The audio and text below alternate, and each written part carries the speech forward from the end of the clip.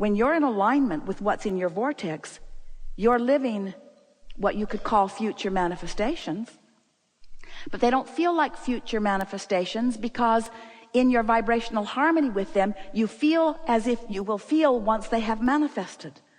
That's the thing that if we could zap you with an understanding as you walk out of this arena today, that's the thing that we would most like you to take with you. We would like you to take a sense of ownership of that which has already become, so that you could then enjoy the surprising and delightful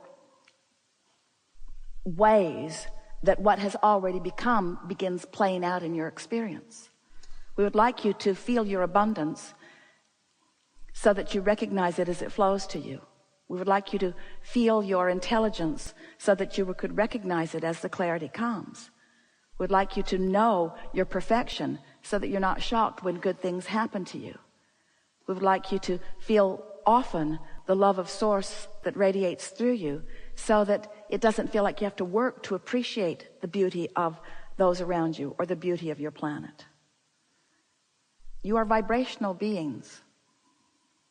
You are extensions of Source energy. You have the ability to tune your frequency in ways that you have not commonly been practicing. But as you start practicing it, you're going to feel really good. So it feels to a lot of you like we're having this conversation, because your questions often are, I want to be over there. I'm over here, but I want to be over there. How can I get over there? And it probably sounds to you like we're saying, you already are over there. And that's so annoying to you, because you don't feel like you are already over there. So your questions are posed to us like, how can I get from over here to over there? And our answers just must sound crazy to you when we say, you already are over there, or the larger part of you is. So then you want to say, well, how do I get the rest of me over there? And we say, by caring about how you feel and nothing else. By caring so much about how you feel that you're willing to let go of thoughts that don't feel good. We get it, why. You all want to rush back to the condition. But we want to remind you that everything that you want, every condition, every relationship, every material object, every pile of money, every single thing you want, every circumstance and event, everything that you want to be manifest. The reason you do is because you believe you will feel better in the manifestation of it. And we're not trying to dissuade you from that. We're just wanting to show you the path of least resistance to it. Because when you fixate on something that has a whole bag of mixed energy in it, it slows you down in the process toward what you want. So if you can avoid doing that just for a little while by focusing upon the feeling of freedom, the feeling of friendship, the feeling of appreciation, the feeling of focusing, the feeling of discovery, the feeling of adventure, the feeling of new, the feeling of fun, the feeling of good conversation, the feeling of abundance and prosperity and stability. Oh, stability, the feeling of stability, the feeling of homecoming, the feeling of right place, right time, right person, the feeling of wholeness, the feeling of completeness, the feeling of synergy, the feeling of energy, the feeling of alignment, the feeling of friendship, the feeling of homecoming, the feeling of well-being, the feeling of natural, the feeling of normalcy. Esther has said to us, but Abraham, I know you don't want me to think that thought because I'm complaining about it. And I know that you think that I shouldn't think that thought, but I just want to say just this one last thing, Abraham, that it's true. This thought that I'm thinking is true. That did happen and it shouldn't have. And we say, there are plenty of things that are true that you don't want to experience, and plenty of things that are true that you do want to experience. If we were standing in your physical shoes, we'd sort of sort them out and focus upon the things that are true that we do want to replicate in our own experience. But there's another really big piece of this that we are on the verge of explaining to you in a way that you just can't miss it. And that is, so much of what you say, a lot of what you're feeling that you haven't said, but so much of what you say is absolutely accurate. That shouldn't have happened, or that is a disgrace, or that was a scandalous thing, or that shouldn't have gone that way. In other words, you're right about it, but you're vibrationally off. And that's the sentence that we would like you to sort of play through your mind a little bit. I know I'm right. I know I'm justified in how I feel. I know I am, but I'm vibrationally off, because this negative emotion that I feel is my indicator that I am. And then just say to yourself lovingly, and I just can't get there from there. I just can't get there. Feeling like I feel, I cannot get to where I want to be. There's just not enough action in the world. There are not enough considerate people in the world. There aren't enough people who will move things around for me to buck my current. Law of attraction is responding to my current over which I have complete control. And I haven't, frankly, we love you very much, we're speaking on your behalf, I've not been deliberately exercising my vibrational control that much.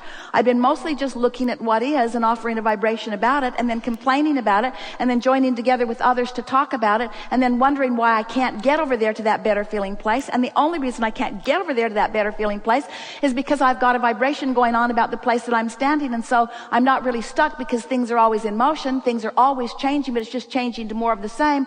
Why won't it change to something different? And we say, you've got to change to something different vibrationally. You have to find a different vibration. And when you do, the evidence is going to be so joyful. It is easy to see it relative to just pointing your car in the right direction and continuing to go, because that journey is quantifiable. It's easy for you to say it's 200 miles away, it's 199 miles away, it's 198 miles away, it's 197 miles away. So you are hopeful because you have evidence of your progress. Where when you want something and you are infinitely aware that it isn't here yet, even though you may have been dreaming about it, you may have been cleaning up your vibration about it, you haven't seen the evidence about it, and so you are less certain, because you are using the physical manifestation as your point of evidence rather than the improvement in the way you feel. It is tricky when you have been using what you see with your eyes and hear with your ears and so on as your acknowledgement of what's happening, to have something that is 99% created and not be able to see it. Takes an element of faith that if you don't know about the laws of the universe and you don't know that the way you feel means something, what happens is you'll be moving along. You'll find a positive thought. You'll think about what you want. You'll view something that you appreciate. You'll come into vibrational alignment with the idea of this, and you are moving right along to it. And then you'll see someone who right now has exactly what you want, which reminds you that you don't have it right now, and you turn upstream. So all that's happening is you're turning toward it and away from it, and toward it and away from it, because you're letting what is control the direction of your thought rather than what you want to be. So here is this vibrational reality. We're just trying to goose up because we said, do you believe in it? And you said, yes. Yes, I believe in it. We want you to believe in this vibrational reality. We want you to know its existence. We want it to be so vivid and so real that it compels you to think about it. We want you to think about what's going on in your vibrational reality more than you think about what's not going on out here, or even what is going on out here that's far less compelling and far less emphatic and far less dynamic and far less creative. In other words, friends, here's where it's at. You put it there, and law of attraction is making it happen. Don't you want in on it? Don't you want to ponder this? Don't you want to think about this? Don't you want to have the fun of this? We don't want you to get in the vortex because we need you in there doing the work. The work's being done by the engine of law of attraction. The work's being done by the gravitational pull. You've done your work. You've lived without what you want, which caused you to ask for it. You've put it all there. Now we just want you to relax and get in there. And the best way to get in there is by pondering what's in there. What's in there? What's in there is a new and budding world. What's in there is the power of the universe. What's in there are the cooperative components of all of our future experiences. And if you look there and think about it, think about what's going to come about, think about what's already coming about, imagine how good it can be. And as you play the game of how good can it be for me, how many resources can flow to me, how many good ideas could come to me, what's it like in the vortex? When you're in the vortex, what's it like? What does it feel like to be in the vortex? Do I feel ornery? Never. Do I feel whole? Yes. Do I feel satisfied? Always. Do I feel eager? Absolutely. Do I feel interested? Yes. Do I feel enlivened? Yes. Do I find humor? Yes. Do I feel worthy? Oh, yes. Do I feel fun? Do I feel full? We're not talking about big distances between out of the vortex and in the vortex. We're talking about vibrational subtleties that you can feel, that you can train yourself to understand. You can train yourself into the vortex. You can get in there and you can practice what it feels like to be in there until it becomes your expectation that things go well instead of your expectation that things do not go well. Every time, no exceptions, that you feel negative emotion, it's not because that thing or that person that you're looking at made you feel bad. It's because that thing you're looking at made you ask for more and you didn't go yet. You're still talking about why you need it instead of how good it will feel to have it. You're still defending your reason for asking rather than just going with the flow and understanding and accepting that when you ask, it is given every single time. But it is given vibrationally first, and that's the thing that trips so many of our human friends up. You don't care about the vibrational giving. You want the money in the bank. You want the lover in the bed. You want the car in the garage. Vibrational, vibrational, vibrational. What's this vibrational stuff? I want to spend it. I want to know it.